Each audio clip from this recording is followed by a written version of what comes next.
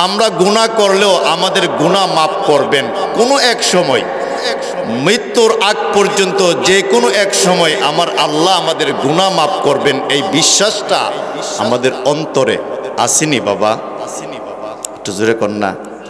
কারণ আমাদের এমন একজন রব, যেই রব রাত্রে ৩টার সময় আমার আল্লাহকে ডাক দিলে আমার আল্লাহ ঘুমায়া থাকে। জোরে কর না। আপনারা কি আমার ভাষা বুঝেন তো? হানা বললে আমি একটু কথা বলতে আরাম পাবো, আপনারা একটু হানা বলবেন।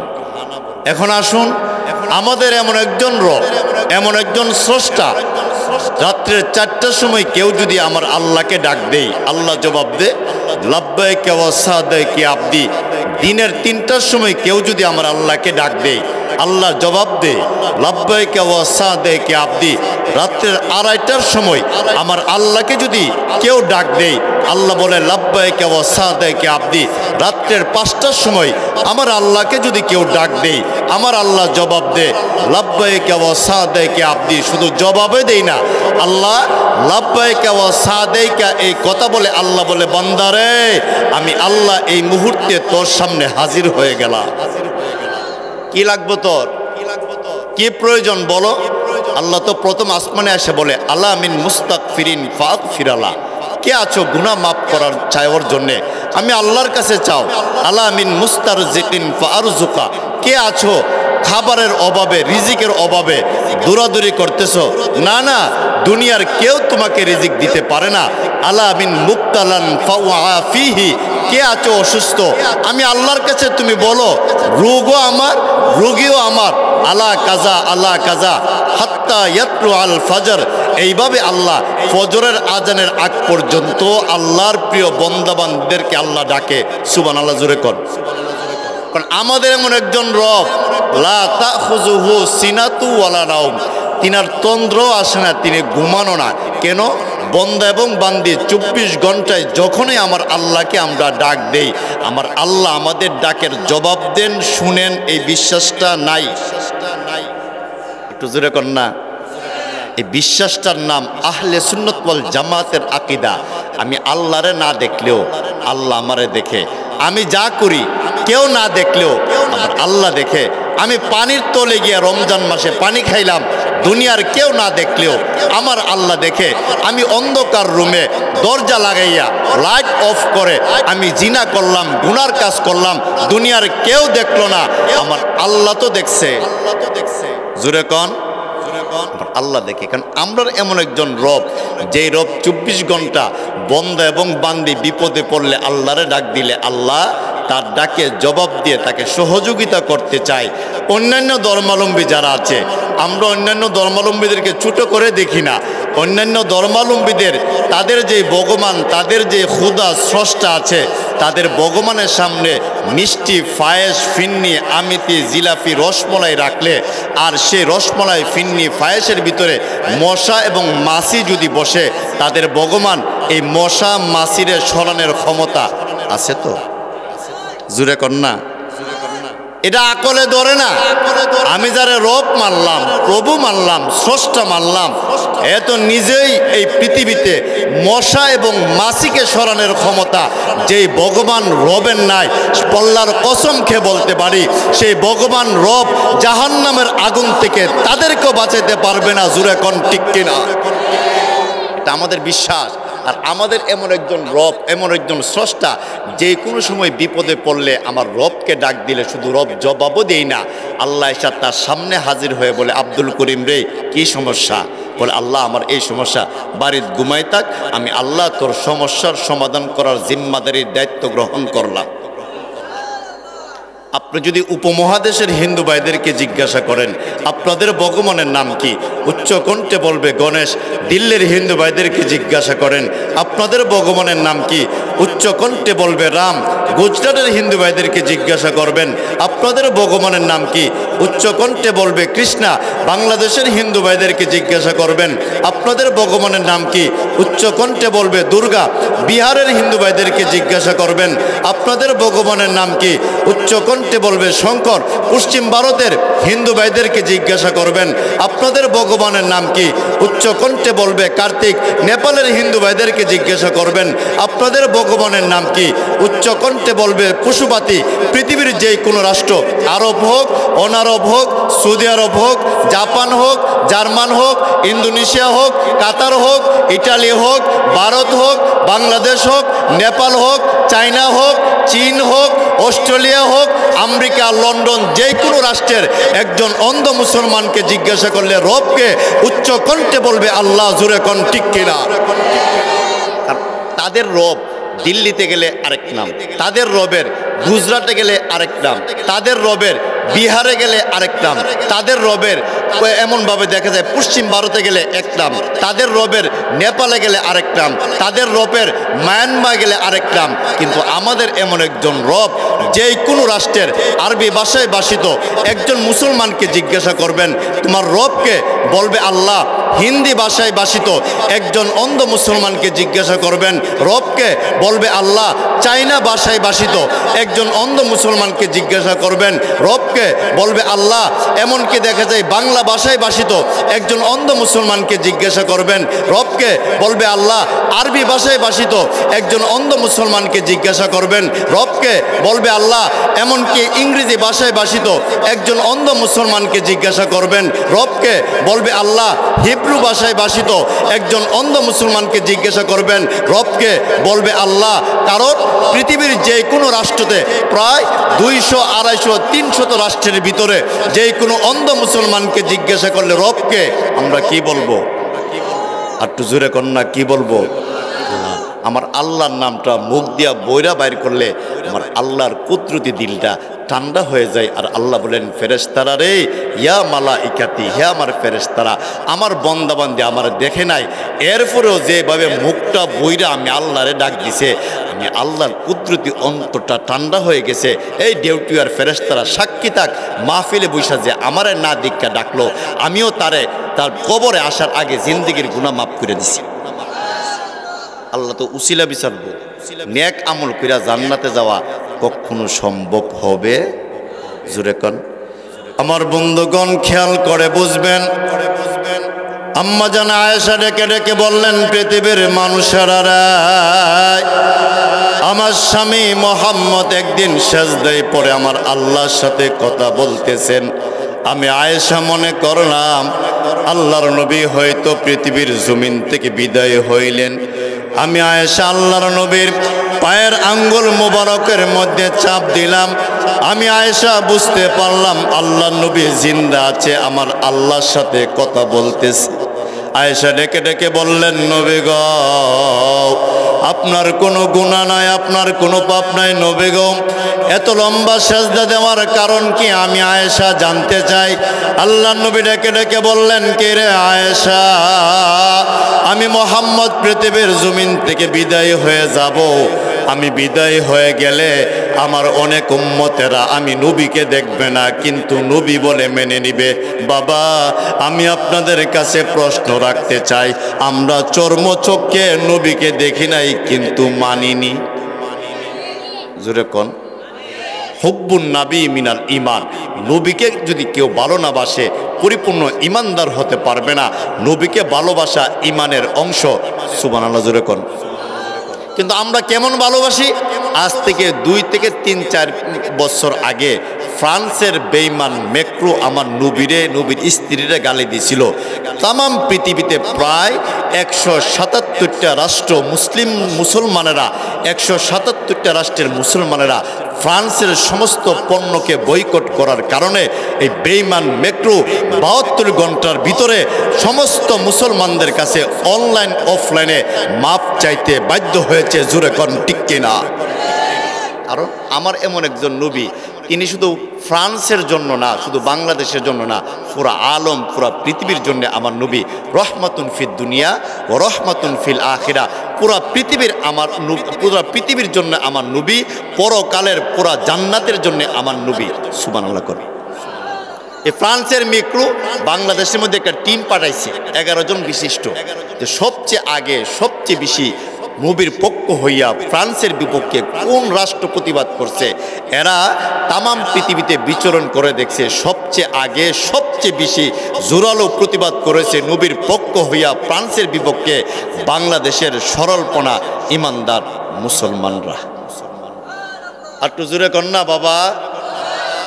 আমরা এই জিনিসটা বিশ্বাস করি, আমাদের টাকা নাই, পয়সা নাই, ঘর নাই, বাড়ি নাই, দোকান নাই, বিল্ডিং নাই, আমাদের ব্যাংক ব্যালেন্স নাই, আল্লাহর কসম আমাদের দিলের ভিতরে ঈমান আর নবীর ভালোবাসা আছে। জোরে কোন ঠিক কিনা? আমাদের সম্পদ নাই, টাকা পয়সা নাই, অসুবিধা নাই, আমার কিচ্ছুর দরকার নাই। আমি যদি আমার আল্লাহ রেফাই, আমি যদি আমার নবী রেফাই, আমি সাকসেস। আপনারা কি কন? দুনিয়ার কিচ্ছু না পাইলেও আসে যায় না, যদি আমার রবকে আমি পাই, আমার আল্লাহকে পাই। দুনিয়ার কিচ্ছু পাইলাম না, অসুবিধা নাই, আমি যদি আমার নবীরে পাই। জোরে কোন ঠিক নি? আল্লাহ এবং নবীরে পাইতে গেলে নবী এবং আল্লাহর তরিকা মতে আমাদেরকে জীবন পরিচালনা করার দরকার আসেনি? নবী করিম সাল্লাল্লাহু আলাইহি ওয়াসাল্লামের পায়ের নখ থেকে নিয়ে মাথার চুল পর্যন্ত নবী যেভাবে চলাফেরা করছেন, ব্যবসা করছেন, বাণিজ্য করছেন, যা কিছু করছেন, সব কিছু আমাদেরকে এইভাবে করা লাগবে। তাহলে দুনিয়াতে থাকাকালীন সময় আমরা নবীরেও পাবো, আল্লাহকেও পাবো। জোরে কোন আব্বা ঠিক নেই? আল্লাহরে পাইব। কিন্তু আজকাল দেখা যায় আল্লাহ এবং নবীরে না পাওয়ার কারণে কয়েকটা বাধা। এর মধ্যে একটা বাধা হইল, এমনও অনেক সন্তান আছে আব্বা আম্মারে সেবা যত্ন করে না। আপনাদের এই খুরিয়ালে মনে নাই? আব্বা আমারে সেবা যত্ন করে না, আহারে মারে বাপরে গালাগালি করে। এমনও খবর আমাদের কাছে আসে প্রায় সময়, হুজুর হে তো হের আব্বারে আম্মারে মারছে। আপনারা কি মনে করেন আব্বা আম্মার গায়ে যদি হাত তুলে এটা সুসন্তান না কুসন্তান? কুসন্তান। এমনও খবর আছে, আপনি দেখবেন বিদেশ গেছেন, বিদেশ থেকে আপনি আসবেন, আপনি বলবেন আম্মা 2 বছর হয়েছে আমি কাতার থেকে আসবো, আম্মা আপনার জন্য কি আনবো? মা 2টা চোখের পানি ফেলে বলবে বাবা তুই আমার জন্য কিচ্ছু আনতে হইব না, তুই আইলে আমি তোর মা শান্তি। জোরে কোন ঠিক নেই? আর যদি আপনি বউর কাছে স্ত্রী তোমার জন্য কি আনতাম, আমার লাগে বালা দিকে একটা মোবাইল আন না। শাশুড়ির ফোন দিছে, আম্মা জোরে ডাক দিছে, আম্মা আপনার লাগে কি আনতাম? বাজান বাংলাদেশের শীতটা একটু বেশি, ডাবল ফাটের একটা কম্বল আইন। শালি ফোন দিছে, দুলাভাই আমার লাগে বেশি কিছু আইনেন না, তো কসমেটিক বিদেশি একটু আইনেন, এগুলো খুব সুন্দর। শালা ফোন দিছে, দুলাভাই আমার বেশি দরকার নাই, একটা ল্যাপটপ আইনেন, কম্পিউটার আইনেন, আমি তো লেখাপড়া করি। হ্যাঁ সবার সব কিছু আনছে। মারা জিজ্ঞাসা করছে, মা কইছে আমার কিচ্ছু লাগতো না, তুই আইলে আমি সব পাবো। বিদেশ থেকে আসা নামছে খুরিয়ালা, আপনাদের এলাকার কথার কথা বললাম, সবাই তার স্ত্রী, তার শাশুড়ি, তার শালি, তার শালা, বাতিজা, বাগ্নি সবাই তার কার্টুনের দিকে তাকায় থাকে। আর দক্ষিণী মা 2টা চোখের পানি ফেলে ফেলে সন্তানের চেহারার দিকে তাকায় থাকে। আব্বা আমি ঠিক কইছি নি? আর মা এই কথাটা কই, কিরে আব্দুল সাত্তার তোর তুই শুকায় গেলে, তোর কি মালিকে খাবার দেই না? তোর চেহারাতে শুকাই গেল গা, শরীরটা শুকাই গেল গা, টুটগুলা শুকাই রয়েছে, তুই কি কিছু খাস নাই? অথচ স্বাস্থ্য ঠিকই আছে, সুন্দর আছে, সব কিছু আছে। মার কাছে সন্তানের মায়াটা শর্ত এবং স্বার্থ ছাড়া, এছাড়া যে আপনাকে ভালোবাসে শর্ত আছে, স্বার্থ আছে। জোরে কোন ঠিক কিনা? যাদের আব্বা আম্মা নাই, কবরের পাশে দাঁড়াই আব্বা আম্মার জন্য সূরা ফাতিহা পড়া, সূরা ইখলাস 3 বার পড়া দোয়া করবেন, আব্বা আম্মার দিলটা ঠান্ডা হয়ে যাবে। যাদের আব্বা আম্মা আছে, একটা আপেল, একটা মালটা, আধা কেজি আঙ্গুর নিয়ে আপনি দিবেন, আম্মা আম্মা আধা কেজি আঙ্গুর আনছে আপনার লেগা। মা কিন্তু খাইতো না, মা খাবে না, কিন্তু মা কিন্তু তার সন্তান রয়ে খাওয়াইব। এরপর মা কই আমার কাছে দে। মা মনটা কি জানেননি, হে আমারে মানছে, আমার কাছে এটা দিছে, এটা মার খুশি। একটা আঙ্গুর আম্মা খাইতো না, আম্মা খাওয়াইবো, যে দিছে তার ছেলেরে, তার মেয়েরে, আরেক ভাইয়ের ছেলেরে, আরেক ভাইয়ের মেয়েরে, আরেক বোনের ছেলেরে, আরেক বোনের মেয়েরে খাওয়াইবো। মা কিন্তু একটা মুহ দিত না, কিন্তু মা আনন্দ পাইছে গেরে, হে আমারে মুরব্বী মানছে, আমারে মানে, হে ঠিক নেই। এই জন্য আব্বা আম্মারে কষ্ট দেওয়া যাবে না। আমার বন্ধুগণ, যেই কথাটা বলতেছিলাম, আল্লাহ নবী সাজদায় পড়ে পড়ে কান্না করেন, ওগো আল্লাহ আমি নবী বিদায় হয়ে গেলে আমার উম্মতের জিম্মাদার কে হবে গো আল্লাহ? ওগো আল্লাহ আমি নবী বিদায় হয়ে গেলে আমার উম্মতদেরকে কে দেখাশোনা করবে? আল্লাহ নবী সাজদায় পড়ে পড়ে কান্না করেন। আল্লাহ ডেকে ডেকে বললেন, কিরে জিবরাইল, যাও তাড়াতাড়ি যাও, আমার বন্ধু মোহাম্মদকে গিয়ে আমার সালাম দাও। বন্ধুকে বলে দাও টেনশন পেরেশানি করার কোনো দরকার নাই। আমার বন্ধুকে বলে দাও, বন্ধুর উম্মতের নারী পুরুষেরা যারা কালিমা লা ইলাহা ইল্লাল্লাহ কালিমা পড়বে, কালিমা নামক ঈমান নিয়ে যারা কবরে আসবে, আমি আল্লাহ আমার বন্ধুর উম্মতদেরকে জান্নাত পর্যন্ত পৌঁছানোর জিম্মাদার হয়ে গেলাম। নবী গো, আপনার উম্মত, আপনি পৃথিবীর জমিন থেকে বিদায় হয়ে গেলে কে আপনার উম্মতদেরকে দেখবে? আপনি পেরেশানি করতেছেন, আপনি টেনশন করতেছেন। লা তাহজান, আপনি টেনশনও করবেন না, পেরেশানিও হবেন না। আপনি পৃথিবীর জমিন থেকে বিদায় হয়ে গেলে আপনার কালিমা পড়নেওয়ালা নারী পুরুষ উম্মতের জিম্মাদারির দায়িত্বটা এই মুহূর্তে আমি আল্লাহ গ্রহণ করলাম। বাজান, ঈমান আনার কারণে নবী নাই, আমাদের জিম্মাদারির দায়িত্বটা গ্রহণ করছেন একজন। আপনারা চিল্লায় বলেন তিনি কে? আরো জোরে কোন বাবা? আল্লাহ। আমাদের যে রাগ, যে গুসা, এই রাগ আর গুসা যদি আল্লাহর থাকতো, এই পৃথিবীতে একটা বেঈমানও এক গ্লাস পানি পান করতে পারতেন না।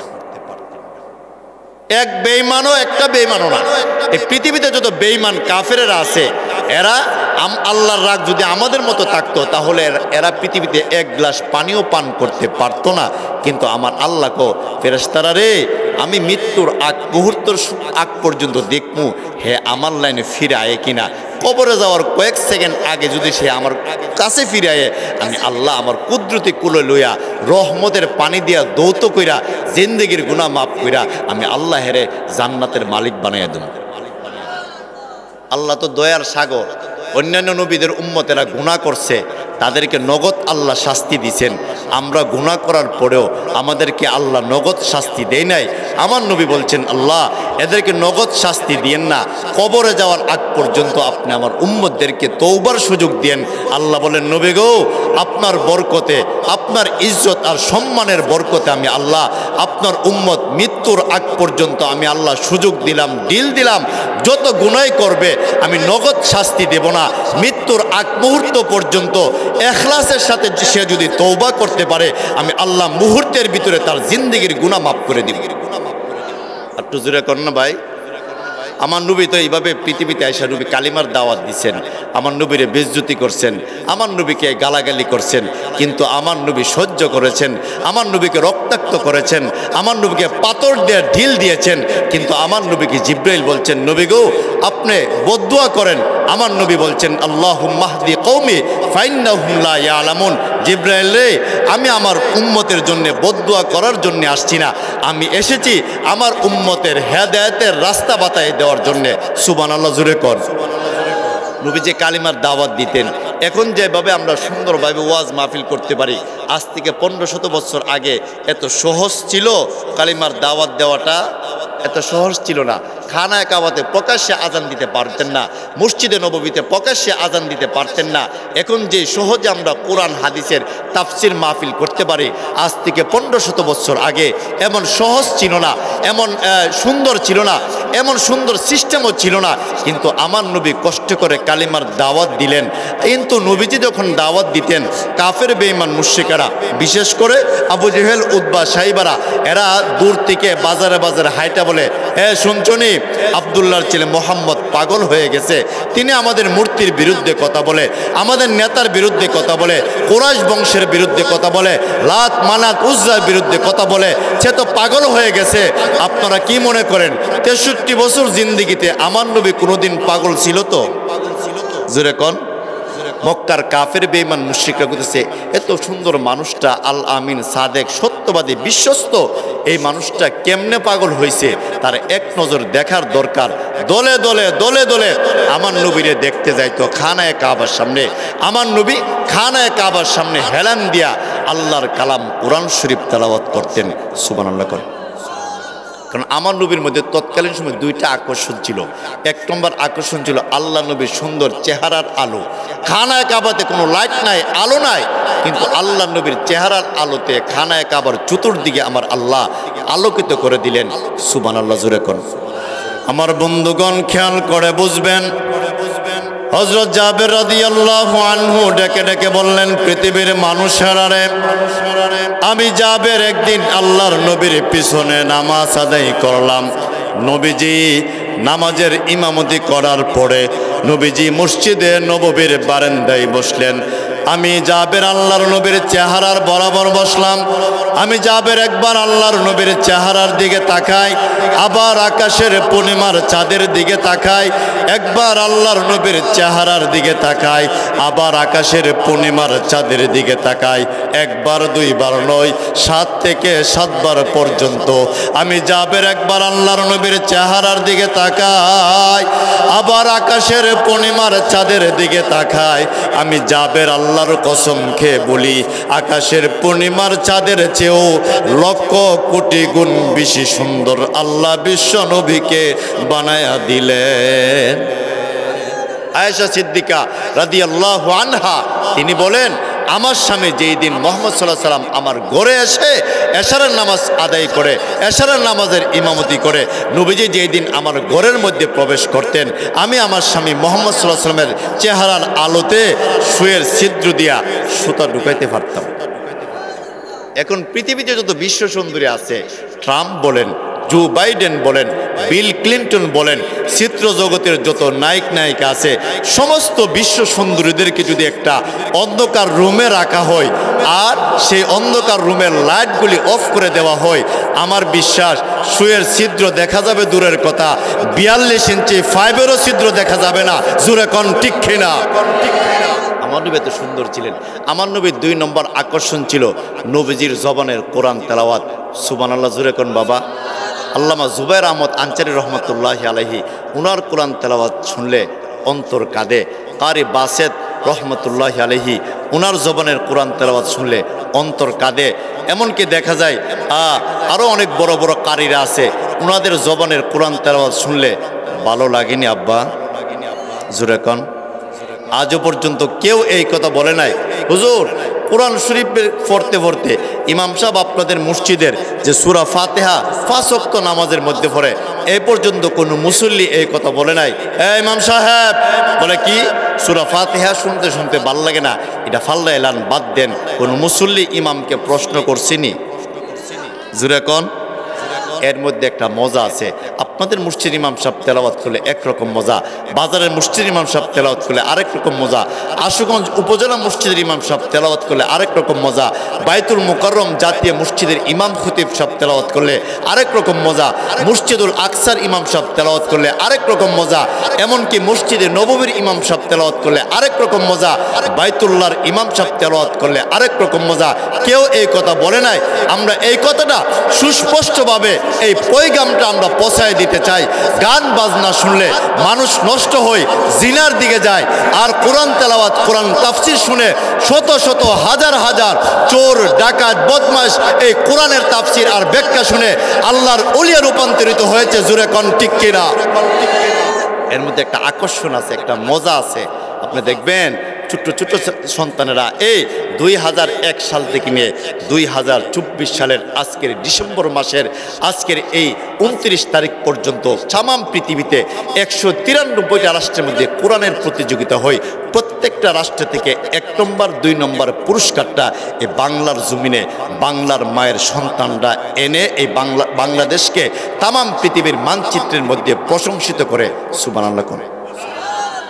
এই ক্রিকেট বলেন, ফুটবল বলেন, হকি বলেন, ব্যাডমিন্টন বলেন, আরও যত খেলা কোন বাংলাদেশের টাকা দিয়ে তাদের জুতা কিনা, এই দেশের ট্যাক্সের টাকা দিয়ে তাদের ক্যাপ কিনা, পোশাক কিনা, হাতের মধ্যে ঘুড়ি কিনা, তাদের ফ্লট কিনে দেওয়া হয়, সব কিছু কিনে দেওয়া হয়।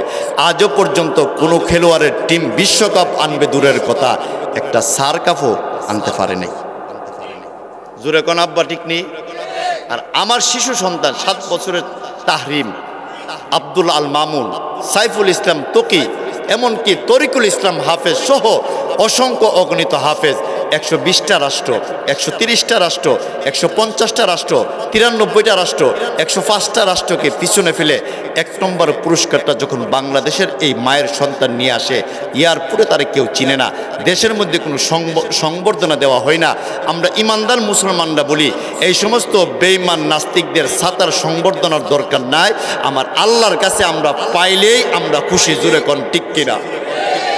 এরা দিল কি না দিল কি, কিন্তু দেখবেন একটা খেলোয়াড় দেশে আসছে, 3-4টা ম্যাচ খেলে হারছে, ফুটবল খেলতে গেছে 20টা 30টা গোল খেয়েছে, এরারে ফুরের তুরা দিয়া সরকারিভাবে সংবর্ধনা দেয়।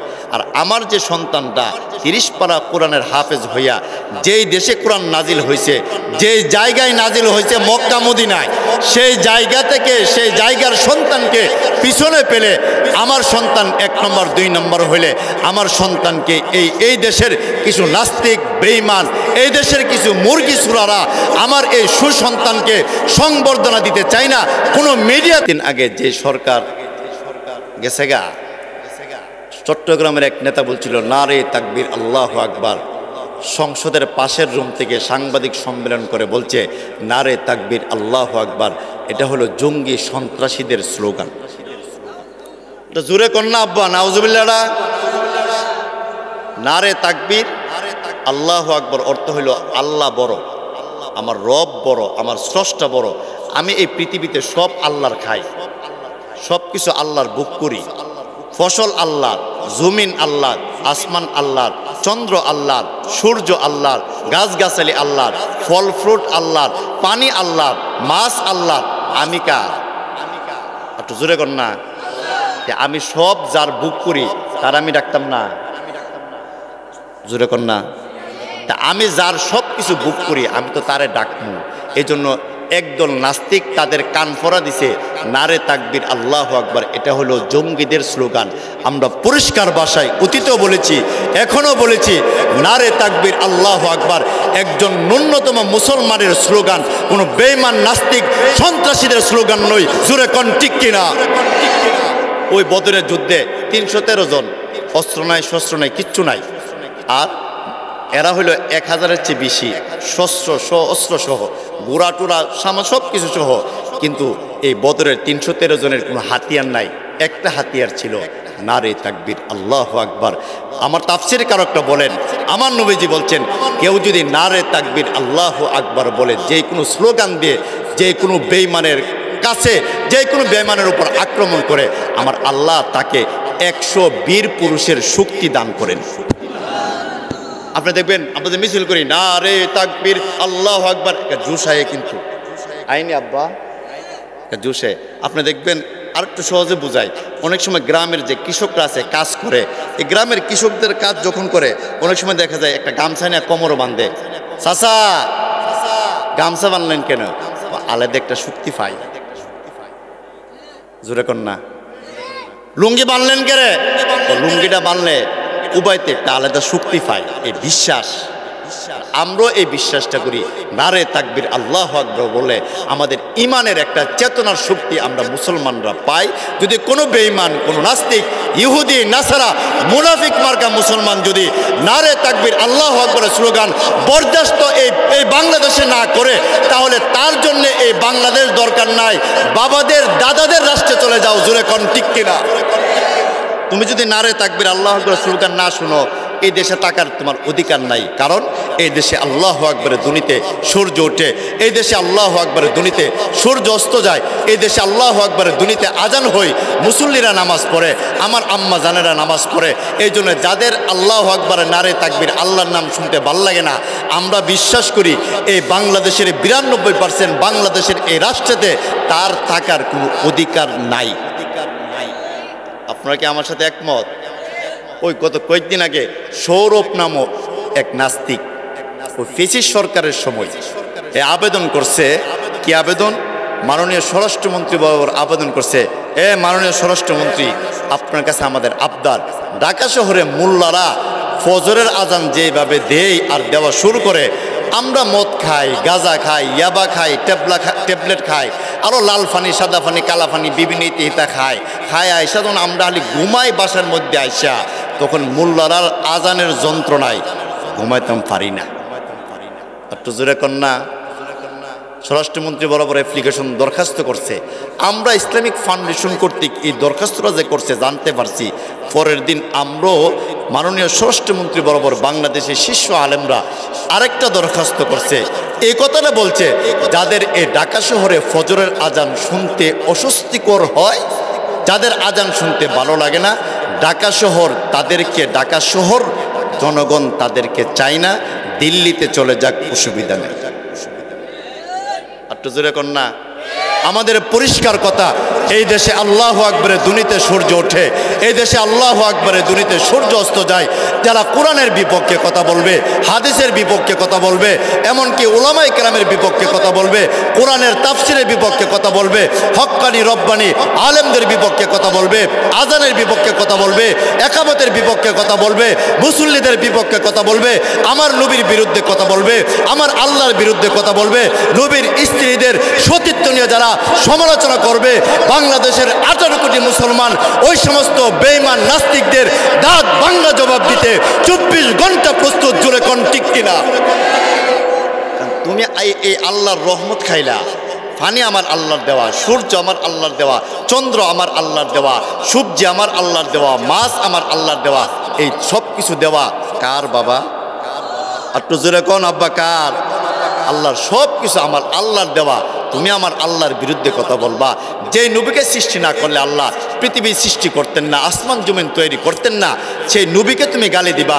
আমরা মুসলমানদের দেহের ভিতরে এক ফোঁটা রক্ত থাকতে কেউ আমার নবী আমার আল্লাহরে বিজ্জতি করবে, আমরা সহ্য করব না, রক্ত ঢেলে দেব, নবীর ইজ্জত আল্লাহর ইজ্জত রক্ষা করব।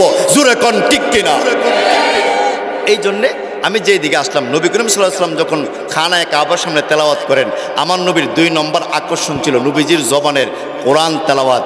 যার কাছে কোরআন নাজিল হয়েছে তিনি খানায়ে কাবার সামনে কোরআন তেলাওয়াত করতেছেন। আবু জেহেল, উতবা, সাইবারা ডেকে ডেকে বলেন, এই আব্দুল্লাহ ছেলে মোহাম্মদ পাগল হয়ে গেছে। গরিব যে লোকগুলি আছে, এতিম যে লোকগুলি আছে, দাসী যে লোকগুলি আছে, এরা বলতেছে এত সুন্দর মানুষটা কিভাবে পাগল হইল, এই পাগলটারে এক নজর দেখার দরকার। সুবহানাল্লাহ জোরে কোন। বালা মানুষটা যদি পাগল হয়, তে মানুষ আফসোস করেনি বাবা, এত সুন্দর মানুষটা কেমনে পাগল হইল? আল আমিন, সাদেক, সত্যবাদী, বিশ্বস্ত, তারও তো দেখা দরকার। দলে দলে দলে দলে শত শত শত শত মানুষ আল্লাহ নবীরে এক নজর দেখতে গেছে। আহারে এই বালা মানুষটা কেমনে পাগল হয়ে গেল গা, কত সুন্দর কথা কইতো, কত সুন্দর কথা কইতো, এই লোকটা পাগল হয়ে গেল গা কেমনে। গিয়া বীরছে, গিয়া দেখে হানায় কাবার ডান দিকে আমার নবী হেলান দিয়া আল্লাহর কালাম কোরআন শরীফ তেলাওয়াত করতেছেন, রাসূল পড়তেছেন, নাহনু খালাকনাহুম ওয়া শাদাদনা আসরাহুম ওয়া ইযা শি'না বাদদালনা আমসালাহুম তাবদীলা ইন্না হাযিহি তাযকিরা ফামান শা'a ইত্তাখাযা ইলা রাব্বিহি সাবিলা ওয়া মা তাশাউনা ইল্লা আন ইয়াশা'a আল্লাহ ইন্নাল্লাহা কানা আলিমান হাকীমা يدخل من يشاء في رحمته والظالمين أعد لهم عذابا أليما। একটু জোরে কোন আল্লাহু আকবার। একজন আরেকজনের গুতা দেখো, কিরে এত সুন্দর কথা কইতাছে, এত সুন্দর কোরআন তেলাওয়াতের লোকটা জিন্দিগিতে পাগল হতে পারে না। একজন আরেকজনের কানে কানে এই লোকটা তো জিন্দিগিতে পাগল হইতে পারে না। যারা ওনারে পাগল কইছে মূলত এরা হইছে পাগল, তিনি পাগল হতে পারেন না। পাগল যিনি হবেন তার 2টা সুরত। 1 নম্বর হলো তার পোশাক ঠিক থাকে না, লেবাস ঠিক থাকে না, এটা হলো পাগলের 1 নম্বর দৃষ্টান্ত। 2 নম্বর পাগলের সুরত হলো যার কথার শুরু এবং শেষ ঠিক নাই। গিয়া দেখে আমার নবী জুব্বা পরা, আবাকাবা পরা, পাগড়ি লাগান, ডান দিকে লাঠি, আমার নবী 2টা চক্ষু বন্ধ করে করে আল্লাহর কালাম কোরআন পড়তেছেন, আর সাহাবাই কেরাম কান্না করতেছেন। সুবহানাল্লাহ জোরে কোন। আমার বন্ধুরা খেয়াল করে বুঝবেন, বিশ্বনবী খানায়ে কাবার সামনে তেলাওয়াত করেন। কয়েকজন সাহাবী আল্লাহর কাছে ডেকে ডেকে বললেন, ওগো আল্লাহ, আমার নবীকে বেইজ্জতি করতেছে, মক্কা থেকে বিতাড়িত করার জন্য নবীর বিরুদ্ধে ষড়যন্ত্র করতেছে। আমার আল্লাহ ডেকে ডেকে বললেন, নবী গো আপনি তেলাওয়াত করতে থাকেন, যারা আপনার কাছে আসবে, আপনাকে পাগল বলে বলে যারা গালি দিবে, আপনার কাছে যারা আসবে, আপনাকে যারা দেখতে আসবে, আমি আল্লাহ তাদের দিলের ভিতরে মোহর ঢেলে দেব, হেদায়েতের বাতি ঢেলে দেব। যারা পাগল হিসাবে আপনাকে দেখতে আসবে, আমি আল্লাহ তাদের সকলের দিলের ভিতরে ঈমান নামক এই সম্পদ আমি আল্লাহ তাদের দিলের ভিতরে ঢেলে দিব। ইন্নাকা লা তাহদি মান আহবাবতা ওয়ালাকিন্নাল্লাহা ইয়াহদি মাইয়াশা। নবী গো আপনি টেনশন পেরেশানি করেন না, আপনার কাছে হেদায়েত নয়, হেদায়েতের চাবিকাঠি একমাত্র আমি আল্লাহর কাছে। জোরে কোন ঠিক কিনা? আমার নবী সুন্দরভাবে কোরআন তেলাওয়াত করে, নবীজি হাটে কোরআন তেলাওয়াত করে, দাওয়াত দিয়ে কোরআন তেলাওয়াত করে, ইয়া আইয়ুহান নাস কুলু লা ইলাহা ইল্লাল্লাহ তুফলিহুন। নবীজি বলে বলে কোরআন তেলাওয়াত করতেছেন, হাঁটতেছেন।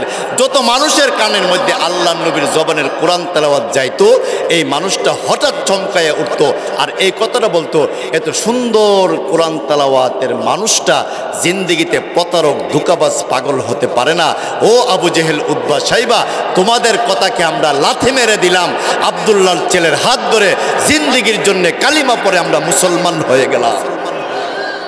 এই জন্যে নবী করিম সাল্লাল্লাহু আলাইহি সাল্লাম অনেক কষ্ট করেছেন এই ইসলামের জন্যে, ইমানের জন্যে, এই কালিমার জন্যে। আর আমরাও তো বর্তমানে রেডিমেড একটা কালিমা পাইছি। আমরা আজান দিছে, মার পেট থেকে যখন ভূমিষ্ঠ হইলাম, ডান কানে আজান বাম কানে একামত দেওয়ার সাথে সাথে আমি মুমিন, আমি মুসলমান, আমি আল্লাহওয়ালা। সুবহানাল্লাহ। আর সাহাবায়ে কেরাম যুদ্ধ করে ইমান ঠিক রাখছে, জিহাদ করে ইমান ঠিক রাখছে, পেটে পাথর বেঁধে ইমান ঠিক রাখছে। আর আমরা আজকে 3 ওয়াক্ত খাই, আজান দেই, টাইলসওয়ালা মসজিদ, আজানও আমরা শুনি। এমনও অনেক মহল্লা আছে, মসজিদ খুব সুন্দর, আজান 5 বেলা হয়, কিন্তু ওই মহল্লার অধিকাংশ মানুষ নামাজে আসে না। আপনাদের এলাকাত নাই? একটু জোরে কোন। নামাজে আসে না, অথচ এই নামাজকে প্রতিষ্ঠিত করার জন্য আমার নবী দন্দন মুবারক শহীদ করেছেন, আমার নবী রক্তাক্ত হয়েছেন। নামাজকে প্রতিষ্ঠিত করার জন্য আমার নবী কষ্ট করেছেন, কাফেরদের গালি খেয়েছেন। কিন্তু এই রাসূলের আমানত নামাজ আমরা আজকে পড়তে চাই না, আমরা অলসতা করি, শয়তান আমাদেরকে ধোঁকা দেয়, আমরা অলসতা করে নামাজকে ছেড়ে দেই। কিন্তু না, প্রত্যেকটা মুসলমানের ইমানদারের সর্বপ্রথম পরিচয় হইল ইমানের পরে নামাজ। জোরে কোন ঠিক কিনা? আপনার সন্তান, যে কথাটা বলছিলাম যে আমাদের ছেলেরা 1 নম্বর 2 নম্বর পুরস্কার আনলে তাদেরকে পুরস্কৃত করা হয় না, পত্রিকাতেও দেয় না, ফেসবুকেও দেয় না, কোনো খবরের টিভিতেও দেয় না, অসুবিধা নাই। এরপরেও আমাদের দেশে কি হাফেজের সংখ্যা কমতাছে? জোরে কোন। প্রতিটা মহল্লা, আপনাদের যে এই মহল্লা সৈয়দ শাহ উমর আলী রহমতুল্লাহ দারুল উলুম মাদ্রাসা, এই মাদ্রাসার একটা নাবালক সন্তান রাতে 4টার সময়টা আপনি যখন লেপ কম্বল দিয়া ফুটবল হয়ে শুয়ে থাকেন কনকনে শীতে, এই 4টার সময় নাবালক বাচ্চাটা আরামের ঘুমকে হারাম করে লেপ তুষুককে লাথি মেরে কনকনে ঠান্ডা পানি দিয়ে উজু কইরা আমার আল্লাহর দরবারে দাঁড়ায়া যায়। করোনাকালীন সময় দেখছেননি, যে রাষ্ট্রেতে যত বড় লোক, যত পরিষ্কার, এই রাষ্ট্রের মধ্যে তত বেশি করোনা আক্রান্ত হয়েছে। আর আমার বাংলাদেশে মাত্র 2%। সুবহানাল্লাহ কইতেন না? কারণ এই বাংলাদেশের মানুষরা এই জিনিসটা আমরা বিশ্বাস করি, আমরা 5 ওয়াক্ত উজু করি, আমরা পরিষ্কার থাকি। আর যেই মহল্লাতে, যেই এলাকাতে কোরআনের একটা মার্কাজ থাকবে, সন্তানরা কোরআন পড়বে, এই মহল্লার চতুর্দিকে যত গুরুস্থান থাকবে, আল্লাহ এই সন্তান, এই কোরআন তেলাওয়াত, এই পাখি, এই জান্নাতের মেহমানের কোরআন তেলাওয়াতের বরকতে আল্লাহ আশেপাশের কবরবাসীর জিন্দেগির গুনাহ মাফ করে তার কবরকে আল্লাহ জান্নাতের বাগান বানায়া দিবেন। ওয়াফতাহু লাহু বাবান ইলাল জান্নাহ ওয়ালবিসু লাহু মিনাল জান্নাহ ওয়াফরিশু লাহু মিনাল জান্নাহ নাম কা নাউমাকাল আরশ। তাকে আল্লাহ জান্নাতের পোশাক পরায়া দিবেন, জান্নাতের বিছানায় বিছাইয়া দিবেন, জান্নাতের সাথে যোগাযোগ ব্যবস্থা তার কবরে করে দিবেন। ফেরেশতারা উচ্চ কণ্ঠে বলবে, নাম ঘুমাও কা নাউমাকাল আরশ। যেমনভাবে বাসর রজনীতে এমনভাবে সুন্দর বিবি লইয়া, পিয়ুষী বিবি লইয়া ঘুমাইলা, আজকে কবরে তুমি ঘুমাও। ইসরাফিলের দ্বিতীয় সিংহা ফু দেওয়ার আগ পর্যন্ত আমরা ফেরেশতারা 24 ঘন্টার জন্য তোমার পাহারাদার হয়ে গেলাম।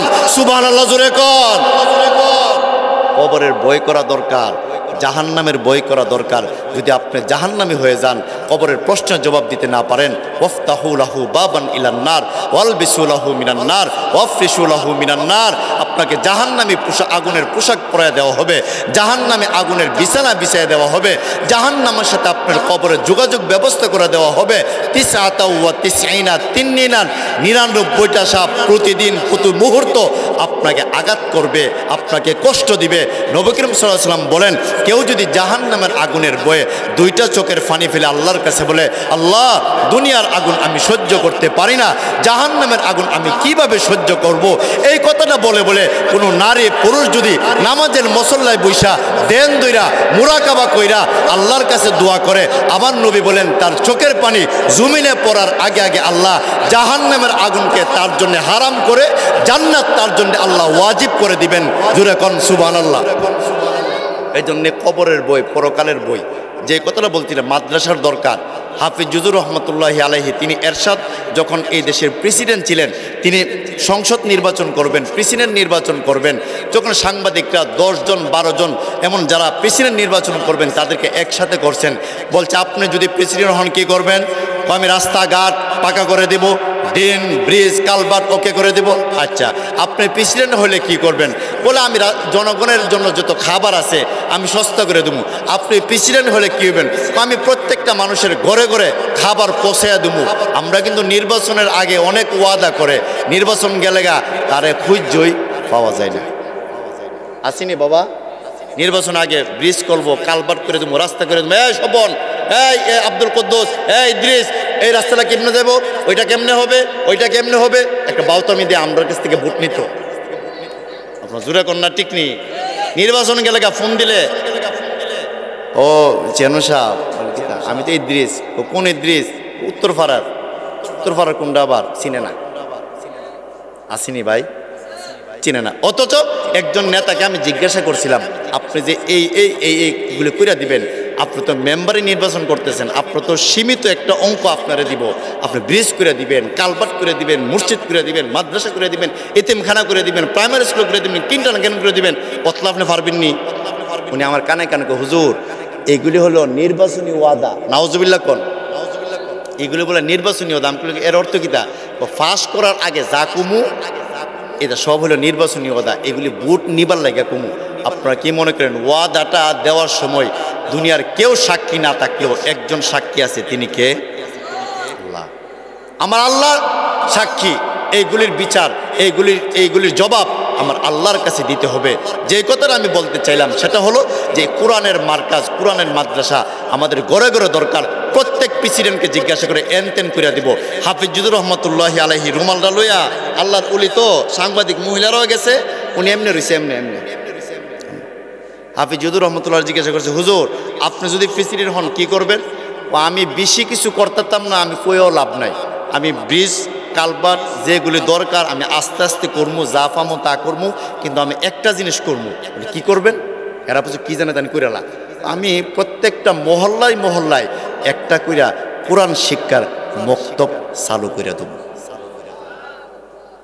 দেখেন আজ থেকে 27 বছর 30 বছর 32 বছর আগে হুজুর এই কথাটা সাংবাদিকদেরকে বলছিল, 30 বছর পরে এটা বাস্তবায়ন হয়েছে। প্রত্যেকটা মহল্লায় একটা মক্তব নয়, একটা মাদ্রাসা নয়, এমনও মহল্লায় আছে 4টা 5টা মক্তব এবং মাদ্রাসা। জুড়ে কোন ঠিক কিনা?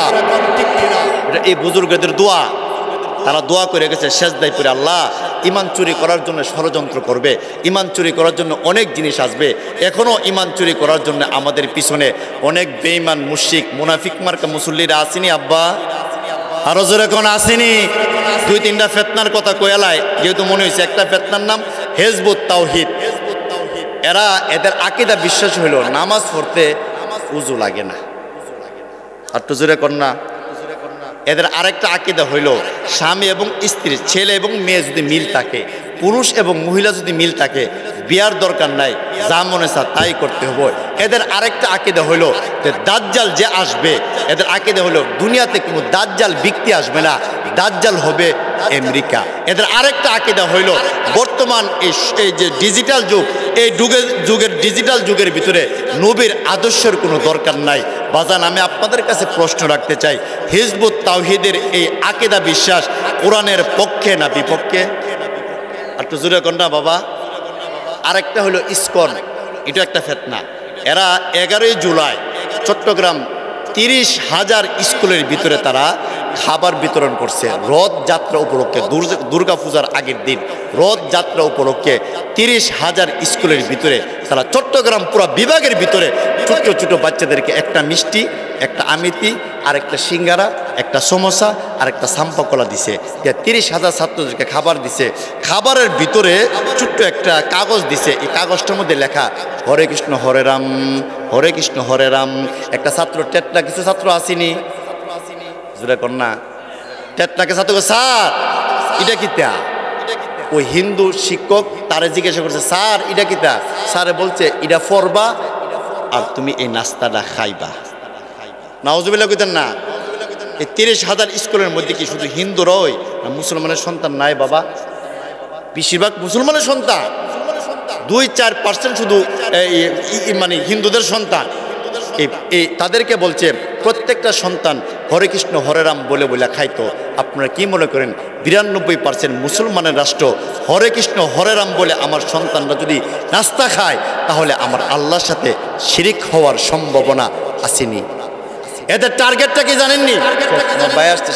এদের টার্গেটটা হইল ছোটবেলার থেকে যদি হরে কৃষ্ণ হরে রাম মায়া ঢুকায় দেয়, এ বড় হইলে আল্লাহরে মানত না, এ বড় হইলে নবীরে মানত না, এর ভিতরে আমি মূর্তির মায়া মোহব্বত ঢুকায় দিলাম।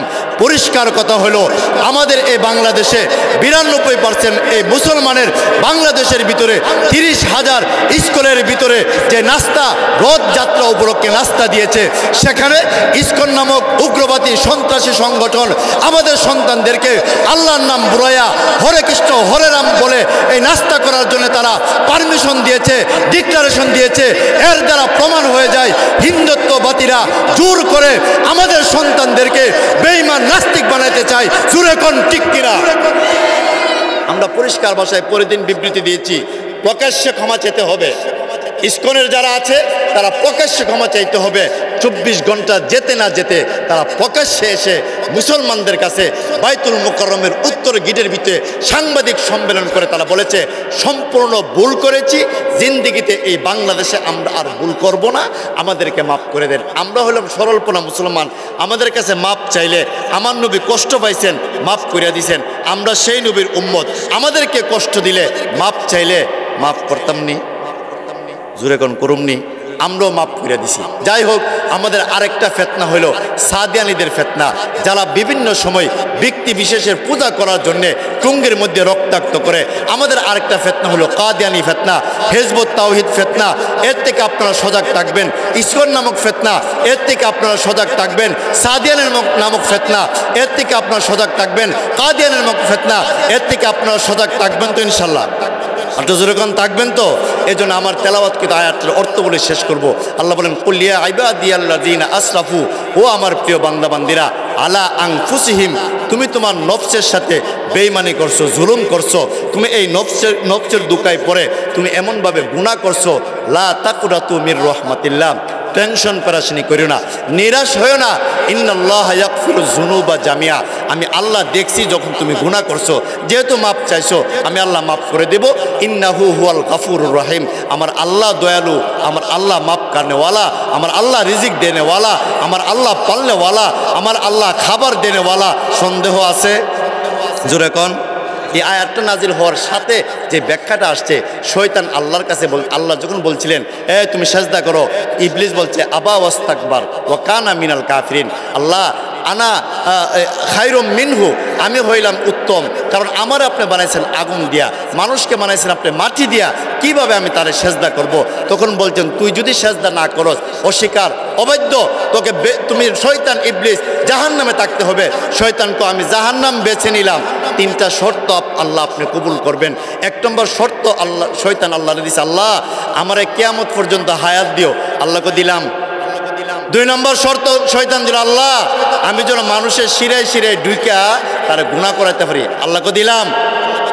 এরপরে বলছে আল্লাহ আরেকটা আমাকে তুমি শক্তি দাও, কোনটা? তোমার বন্দা বান্দিদেরকে আমি গুনাহ করামো, এরা আমি শয়তানরে দেখতো না। বাজান আমরা শয়তানরে দেখছি, কিন্তু হাসরের মাঠে জান্নাতে শয়তান আমাদেরকে দেখবে না, আমরা তাদেরকে দেখব। এর উল্টাটা হয়ে যাবে।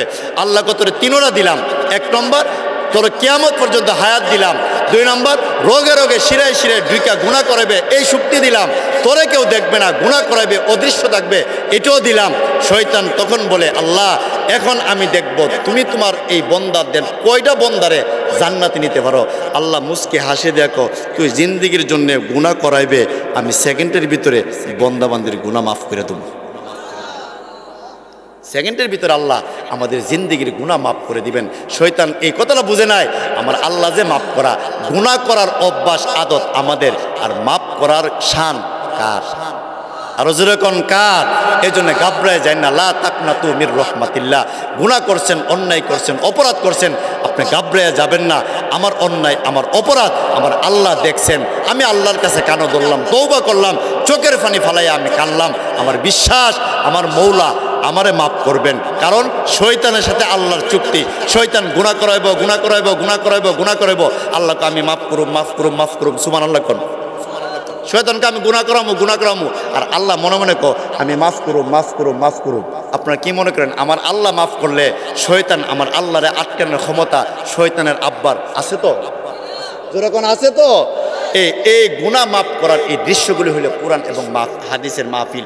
এই মাজমাগুলিতে বসলে, উলামায়ে কেরামের কথা শুনলে, কোরআনের ব্যাখ্যা শুনলে, 40 জন একসাথে হইলে হুজুর বলবেন 40 জন মুসল্লি ওয়াজ শুননেওয়ালা যদি একসাথে হই, এর মধ্যে একজনও যদি আল্লাহর উলি না হয়, 40 জনের মধ্যে একজনকে আল্লাহ উলি বানাইয়া 40 জনের জিন্দেগির গুনাহ মাহফিল শেষ করার আগে আগে আল্লাহ মাফ করে দিবেন। ও যাকারাহুমুল্লাহু ফি মান ইনদা। এই জন্য আল্লাহ তাআলা আমাদের সকলকে গুনাহমুক্ত জিন্দেগি গড়ার জন্য আজকের প্রথম দিন, আগামীকাল দ্বিতীয় দিন, এরপর দিন শেষ দিন, 3 দিন পরে আপনি শত চেষ্টা করলেও এখানে হুজুরও আনতে পারতেন না, ওয়াজও করতে পারতেন না। পারবেন আব্বা? এই জন্য 3 দিন আপনারা যারা আছেন স্বতঃস্ফূর্তভাবে প্রত্যেকে ভরপুর করে মানুষ আনবেন, উলামায়ে কেরামের কথা যেন শুনে। উলামায়ে কেরাম মানুষ দেখলে তাদের আলোচনা সুন্দর হয়। এই জন্য আপনারা সকলেই উলামায়ে কেরামের কথা শুনবেন। আরও অনেক দর্শক, অনেক ওয়াজ যেন শুনে, শ্রোতা আপনারা বাড়াইবেন। তো কারা কারা বাড়াইবেন? 2টা হাত আল্লাহরে দেখাই দেন। নারে তাকবীর, একটু জোরে কর নারে তাকবীর। কোরআন সুন্নাহ যেখানে, উলামায়ে কেরাম যেখানে, মাহফিল আছে যেখানে, জান্নাতের বাগান আছে যেখানে, নারে তাকবীর। ওয়া আখিরি দাওয়ানা আনিল হামদুলিল্লাহি রাব্বিল আলামিন। বাবারা আমার কোনো কথাই যদি কষ্ট পান আমার আপনারা ক্ষমা করে দিবেন, দোয়া করবেন, আমি আপনাদের জন্য দোয়া করব। ওয়া আখিরি দাওয়ানা আনিল হামদুলিল্লাহি রাব্বিল আলামিন। আলহামদুলিল্লাহ, আমাদের মাঝে এতক্ষণ কথা বলতেছিলেন মাওলানা আবুল বাশার সরাইলি সাহেব। হুজুর অত্যন্ত চমৎকার বয়ান করেছেন।